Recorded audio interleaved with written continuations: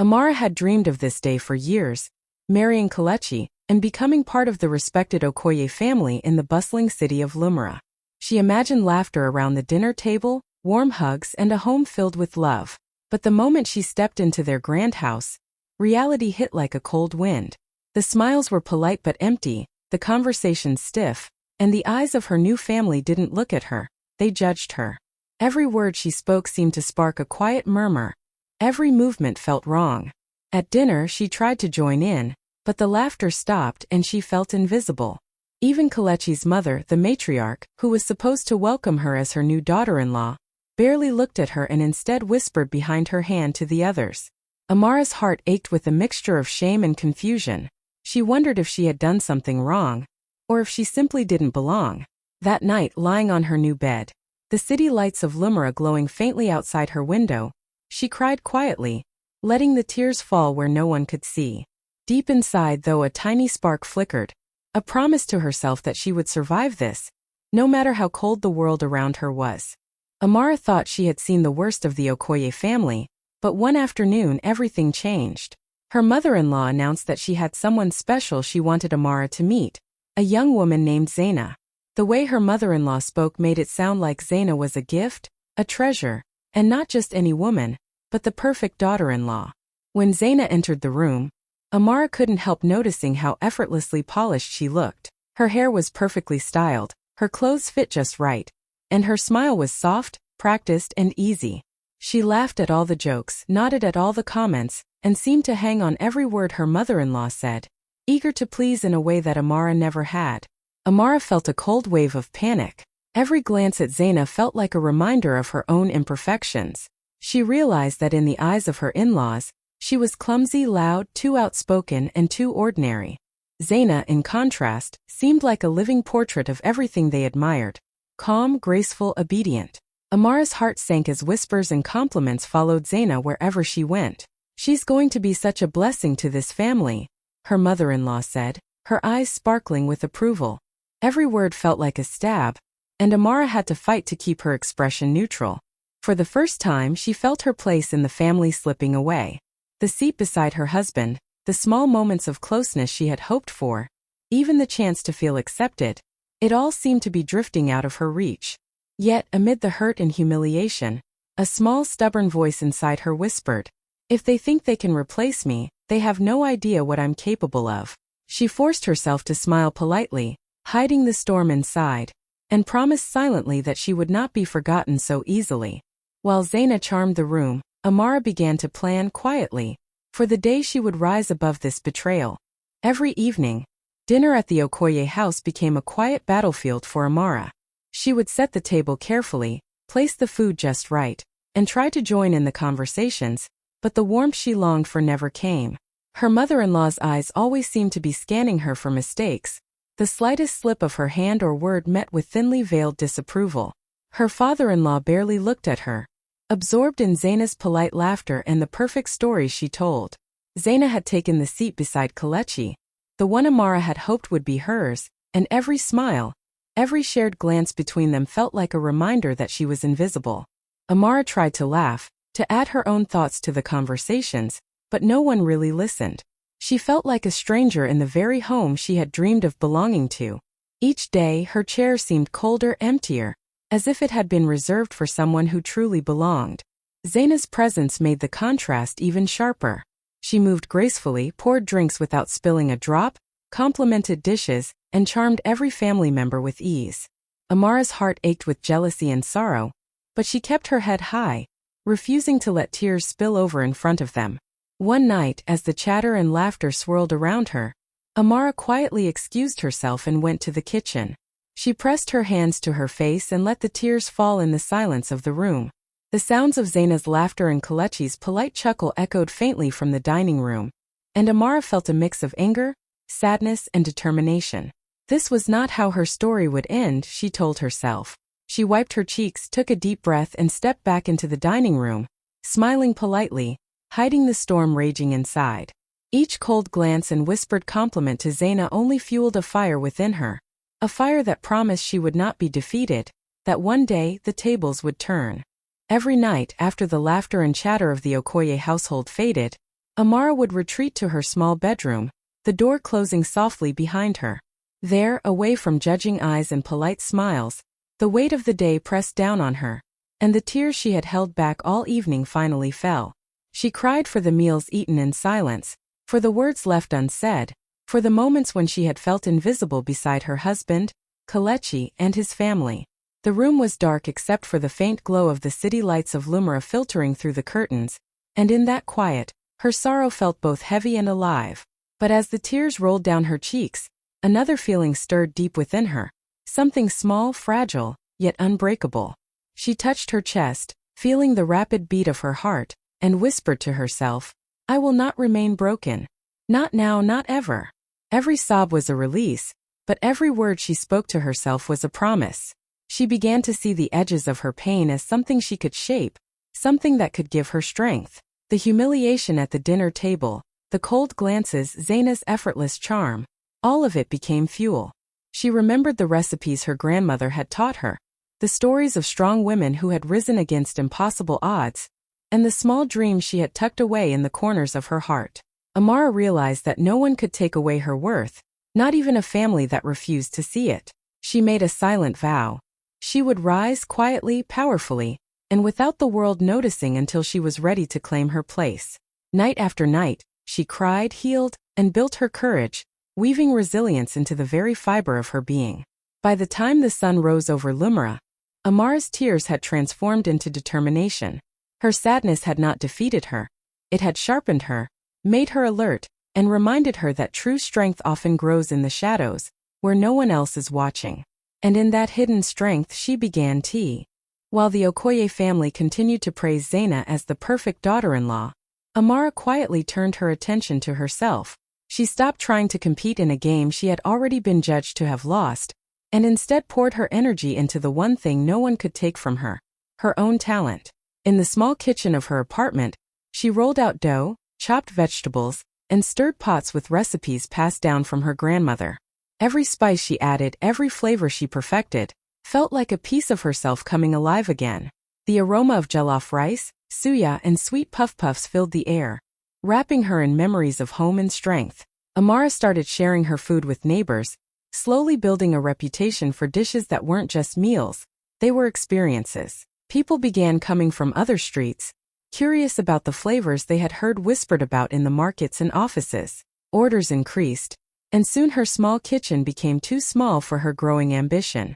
But instead of complaining, she smiled, knowing that each dish carried her persistence, her passion, and her promise to herself. She also began keeping careful accounts, saving every coin, reinvesting into her business, buying better ingredients, better pots, and even small parcels of land where she could one day expand. Evenings that were once filled with humiliation and silence were now filled with purpose. She planned menus, experimented with new flavors, and dreamed about the day her success would be undeniable. Amara never flaunted her growth. She moved quietly, letting her work speak. While the Okoye family flaunted Zaina's charm at fancy dinners and gatherings, Amara's world was growing, solid, real, and hers alone. Every order delivered, every compliment received, strengthened the resolve inside her. She knew that one day the world would notice her, not as the daughter-in-law who was replaced, but as a woman who refused to be broken. In the shadows of her in-laws, Amara had learned the power of patience. Every coin she earned from her catering business was carefully counted, every naira saved, every little profit set aside. She no longer spent on fleeting pleasures or expensive clothes to impress anyone. Her focus was on building something lasting, something that would one day make her unstoppable. She started by buying small plots of land in her own name, places far from the grand halls of the Okoye house but full of promise. With each purchase, she felt a quiet thrill, knowing that these bricks and plots were her future, her independence, and her silent revenge. She didn't stop there. Amara began constructing modest rental homes, simple yet sturdy, designed for people who needed a place to call home. She supervised every detail herself, from the choice of bricks to the placement of windows, making sure every structure carried her care and precision. At the same time, she invested in fabrics, beautiful, colorful materials with patterns that told stories of African heritage, bold and elegant, just like her. She sold them in the bustling markets of Lumra, and soon, Her name became known not just for food, but for quality, beauty, and reliability. Meanwhile, the Okoye family went on with their lives, showing off Zaina as the flawless daughter-in-law. They laughed at Amara's absence, assuming she was fading into irrelevance, too ordinary to matter. But little did they know, every mocking whisper, every dismissive glance, only fueled her determination. Her world was rising quietly, brick by brick, coin by coin, while theirs remained tied to appearances and fragile charm. Amara often paused at her small offices or the construction sites, looking at what she had created, and a deep sense of pride filled her. This was hers, built with her hands, her sweat, and her heart. No one could take it away. And in that quiet satisfaction she realized something powerful. While they wasted time mocking her, she had become the woman they could. The day of the family gathering, Amara walked into the Okoye house with her head held high, hoping, perhaps foolishly, that some warmth awaited her. The house buzzed with laughter and chatter, the rich aroma of roasted meats and spicy stews filling the air. But almost immediately, she felt the cold, sharp gaze of her mother-in-law, sizing her up as if she were nothing more than a guest in a house she had once hoped to call her own. Zaina moved through the room like a queen, her laughter soft and perfect, her presence commanding attention without a single effort. Then came the moment that Amara had dreaded. Standing before everyone, her mother-in-law gestured to Zaina and said, with a voice full of pride, "This is the true daughter of this house." Gasps of admiration followed, and congratulations poured in. Every word was like a knife in Amara's chest. Her heart shattered into pieces that no one in the room would see, but not a single tear escaped her eyes. She forced a calm smile, nodded politely, and clapped along with the others, hiding the storm raging inside her. Amara's fingers itched to speak, to tell them that their perfect daughter-in-law could never replace the life she had built quietly, the dreams she had nurtured, the strength she had grown in silence. But she held her tongue, understanding that true power did not cry at the dinner table. It waited, patient and relentless. As the gathering continued, Amara moved through the room with careful grace, accepting greetings and small talk while Zaina basked in the limelight. Each compliment Zaina received, each nod of approval from the family, became a reminder to Amara of why she was working so hard, why she had chosen patience over confrontation. That night, as she left the house, she walked away with her head held high, a quiet fire burning in her chest. She knew that the world she was building outside those walls was far more real, far more lasting, and far stronger than anything they could give or take. Amara woke up that morning with a quiet clarity she had never felt before. She looked around the grand Okoye house, the walls that had once seemed so welcoming now suffocating, and she knew it was time. She didn't shout, didn't argue, didn't make a scene. She simply began to pack her things one by one, carefully folding her clothes, tucking away her few personal treasures, and placing them into a small suitcase. Each item she packed felt like shedding a weight she had carried for far too long. The judgment, the whispers, the constant reminder that she was never enough. She moved through the room silently, stepping over the expensive rugs and polished floors that had once made her feel small.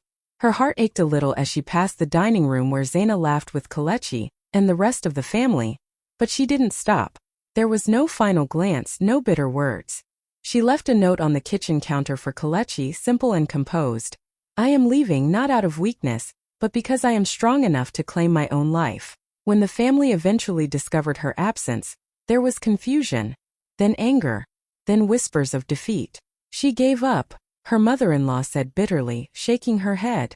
But they couldn't see the truth, the quiet strength behind her decision, the careful planning, the power she had been building silently for months. They only saw the empty space where she had sat, and they assumed it was failure. Amara stepped out into the streets of Lumra, breathing in the city air, tasting freedom for the first time in years. Her heart, though heavy with memories, was light with possibility. She had left behind the humiliation, the judgments, and the fake smiles. And in that silence, in that unannounced departure, she discovered something greater than revenge or recognition. Her own power, her own independence, and the life she would build on her terms. For the first time, Amara smiled freely, knowing that this day, the day she walked away, was not an. In the bustling markets of Lumra, Amara quietly began to make her mark. She set up her small stall with her grandmother's recipes and the colorful fabrics she had carefully chosen, arranging everything with a precision that reflected her growing confidence. At first, people stopped out of curiosity, drawn by the smell of her spicy jollof rice or the vibrant patterns of her fabrics. But soon it was more than curiosity, it was admiration. Her food had a flavor that reminded people of home, warmth, and love, while her fabrics told stories of heritage and pride. Customers came back again and again, spreading word of the young woman who had an eye for beauty and a hand for perfection. Every sale, every compliment felt like a small victory. Amara worked long hours, moving from her stall to the kitchen she had rented, managing deliveries, and checking the progress of her rental properties. She was building something solid, something real, brick by brick, order by order, coin by coin. And unlike the Okoye family's showy lifestyle, hers was rooted in effort, skill, and care. People trusted her, admired her, and slowly, without fanfare, her name began to rise above whispers and judgments.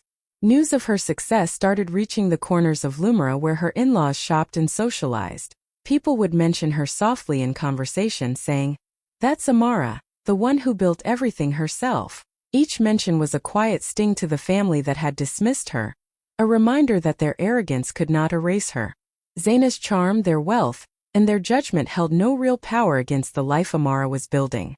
At night, when the markets emptied and the city lights twinkled, Amara would close her stall and look out over Lumra. Her heart swelled with a quiet pride. She had risen in the shadows, unnoticed by those who once tried to crush her, but now unstoppable. Every brick she had laid, every dish she had cooked, every fabric she had sold, was proof that her While Amara quietly built her life, the Okoye family's world began to crack. Their grand house, once full of laughter and pride, started to feel heavy with tension. Business deals that had seemed secure faltered, debts piled up, and their fortune, carefully displayed at parties and dinners, began to unravel. Zaina, the perfect bride they had praised so highly, struggled to keep up. She had no real skills, no resilience, and no patience for the hard work that life demanded. Every time a problem arose, she panicked, expecting someone else to solve it, while the family's confidence in her slowly faded. The laughter at the dinner table became strained, the polite smiles forced. Creditors came knocking, bills went unpaid, and whispers of worry spread among relatives. Kelechi tried to support his family, but without experience or guidance, even he felt helpless. Zaina's charm, which had once dazzled the family, now seemed empty and fragile. She could not manage their finances, negotiate with suppliers, or calm the tense discussions that filled the house each night. The family's empire, built on appearances and pride, was crumbling faster than they could admit. The Okoye matriarch, who had once looked down on Amara with such certainty, paced through the halls, a shadow of the confident woman she had been. Every failure reminded her of the daughter-in-law she had dismissed, and she began to wonder if her pride had blinded her. Kelechi, torn between loyalty and frustration, watched helplessly as the foundations of his family's wealth gave way. Meanwhile, Amara's life flourished quietly in the background. She watched the city's markets thrive, her properties grow, and her reputation strengthen, knowing that the world she had built with her hands could never crumble like theirs. While the Okoye family's fortune was tied to appearances and borrowed stability, Amara's success was rooted in skill, patience, and strength. Their empire was collapsing, and every failing venture. The day finally came when the Okoye family's world had fallen apart. Debts piled up, their lavish lifestyle was gone, and Zaina's charm could no longer hide her inexperience. In desperation, they reached out to Amara. At first it was tentative, a call here, a message there, but soon it became urgent. Kelechi, her husband, came to her door, his eyes wide with fear and shame. "Amara, please, can we talk?" he begged, his voice trembling. He looked smaller than she had ever seen him, stripped of the confidence he once wore like armor. Her mother-in-law followed soon after, tear-streaked and trembling. "I was wrong, Amara. I never should have treated you that way," she said, her voice breaking. "Please come back. Everything is falling apart and we need you." Even Zaina, who had once been praised as the perfect daughter-in-law, looked helpless and lost, her eyes downcast as she realized she could not fill the space Amara had left. But Amara said nothing. She didn't step forward. She didn't raise her hand. She didn't even speak. Her silence was heavy, solid, a wall that no words could penetrate. Each plea bounced off the strength she had built in the months since she left, each tear and apology only confirming that she had made the right choice to walk away. Inside, she felt a quiet satisfaction. knowing that her life, her empire, and her dignity were untouched by their collapse. Kelechi's shoulders slumped, his voice faltering. "Please. I was blind. I see it now. Don't leave us like this." But Amara's eyes, calm and steady, did not waver. She had no intention of returning to a life that had tried to crush her. Her power was not in words, but in her presence, her achievements, and her refusal to be manipulated. That day they learned that apologies could not erase months of neglect, that cries and pleas could not undo strength, and that Amara's silence spoke louder than all their regrets combined. For the first time, the family realized that the girl they had repla. One bright morning, Amara returned to the Okoye house, but this time, the air around her felt completely different. She walked up the steps with calm confidence, her head held high, the rich fabrics of her outfit flowing elegantly with every step. Gone was the nervous young woman who had once stepped timidly through these doors, hoping for acceptance. Now she was a woman in full control of her life, a woman whose patience and strength had turned years of pain into power. What no one in the house knew was that Amara had quietly bought the family's properties while they struggled with debt. Every brick, every room, every corner of that house was now hers. The family who had mocked her absence, who had praised Zaina as the perfect daughter-in-law, was about to realize that the rules had changed. As she opened the front door, the familiar creak seemed almost triumphant, a sound announcing not her return, but her arrival as someone they could no longer ignore. Inside, the house felt smaller, yet heavier, as if it sensed the shift in power. Zaina froze mid-step, her smile faltering. Kelechi looked at her, confusion and disbelief battling with shame in his eyes. Her mother-in-law's hand shook, clutching the back of a chair as she whispered, "It can't be, she owns everything?" But Amara didn't answer. She didn't need to. Her calm, measured steps, the poise in her posture, the glow of quiet triumph in her eyes, all of it spoke louder than words ever could. Amara walked through the halls she had once feared, touching the furniture and walls with gentle familiarity, reminding herself of all she had endured. Every whisper of disbelief from the family only fueled her satisfaction. She had returned, but not to beg for acceptance or to reclaim a role she had once been forced to fit into. She had returned on her terms, as the owner, the decision-maker, and the woman they had underestimated. In the silence of the house, the shift was complete. Amara was no longer the girl they. The Okoye family could hardly believe their eyes. They stood frozen in the grand hall, watching Amara step through the very doors where she had once been laughed at and ignored. The young woman who had once seemed timid and unsure now moved with a quiet power that filled the space. Her attire shimmered with rich African fabrics, patterns alive with color and culture, and every fold and drape seemed to announce her strength and elegance. Her head was held high, her shoulders straight, and her beauty, radiant, confident, and undeniable, left them speechless. Zaina, who had smiled so easily in front of the family, froze mid-laugh. The charm that had once seemed so perfect now felt fragile and hollow compared to the commanding presence of Amara. Her smile faltered, eyes widening as she realized that the woman they had dismissed, mocked, and replaced had returned not for forgiveness, not for approval, but as a force they could no longer contain. Kelechi's jaw tightened, guilt and disbelief crossing his face. He wanted to speak, to explain, to justify, but the words caught in his throat. Amara's mother-in-law clutched the edge of a chair, her face pale, as the weight of humiliation settled over her. Every insult, every whisper, every dismissive glance from the past now seemed to rebound off her own conscience. The family had believed they were in control, that appearances and charm could define their world, but Amara's quiet rise had changed everything. The walls that once echoed with her humiliation now reflected her triumph, and she moved through them with the grace of someone who had earned every step. As Amara passed, the house seemed to hum with her presence, a silent declaration of her strength. She didn't speak, she didn't gloat. Her calm was her victory. Every eye followed her, every mind reeled with the shock of what they had lost, the power they had underestimated, and the woman they had thought they could replace. In that moment it was clear Amara was no lunge. Amara moved through the house with quiet confidence, every step measured, every gesture deliberate. She didn't shout, she didn't demand attention, and she didn't need to. Her presence alone was enough to shift the energy in the room. The family, who had once laughed at her, whispered behind her back, and dismissed her as ordinary, now felt the weight of her power. Respect, dignity, and authority, things that had been denied her for so long, were now hers, silently claimed with every graceful movement, every calm glance she cast. She walked past the dining room where Zaina had once shone, her eyes meeting the young woman's, steady and unyielding. There was no gloating in Amara's smile, only a serene acknowledgement of the truth. She had risen quietly and powerfully, while they had relied on appearances and arrogance. Kelechi looked at her, the guilt and regret clear on his face, but she said nothing. He had had his chance and she had chosen herself instead. Her mother-in-law's pride crumbled with each passing second, her earlier arrogance replaced with shame as she realized that the daughter-in-law she had scorned was now the one holding the reins. Amara moved from room to room, touching surfaces she had once been forbidden to claim, inspecting the spaces with calm authority. The furniture, the walls, even the air seemed to respond to her presence. She had quietly bought the properties, built her own success, and now she walked through the halls that had once witnessed her humiliation as the rightful owner. Every glance she received, every whisper behind her back, confirmed the truth. The world she had built with her own hands could never be taken from her.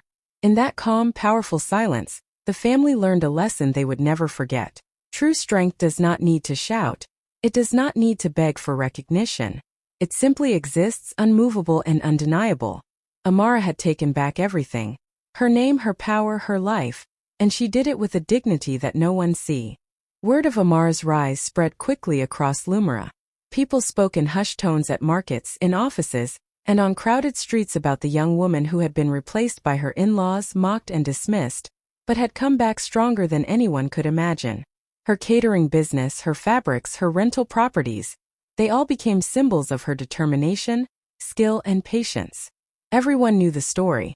The girl who had been humiliated, ignored and replaced had quietly built an empire that no one could touch. Parents told their children about her, friends whispered about her resilience, and strangers marveled at her success. She became more than just a woman who had reclaimed what was hers. She became a symbol of hope, a living proof that strength and silence together could conquer cruelty and arrogance. People admired not only her achievements but also the way she had carried herself, with calm dignity, grace and patience. She had never shouted, never begged and never sought revenge. Instead, she had let her work, her courage, and her perseverance speak louder than any insult or betrayal. Amara walked through Lumra knowing that her story had reached far beyond her own life. She had turned humiliation into power, silence into action, and loss into triumph. She was no longer just a name in her family's history. She was a legend in the city, an inspiration for anyone who had ever been doubted, dismissed, or replaced. Her rise reminded everyone that real strength doesn't need noise. It grows quietly, then roars in ways no one can ignore.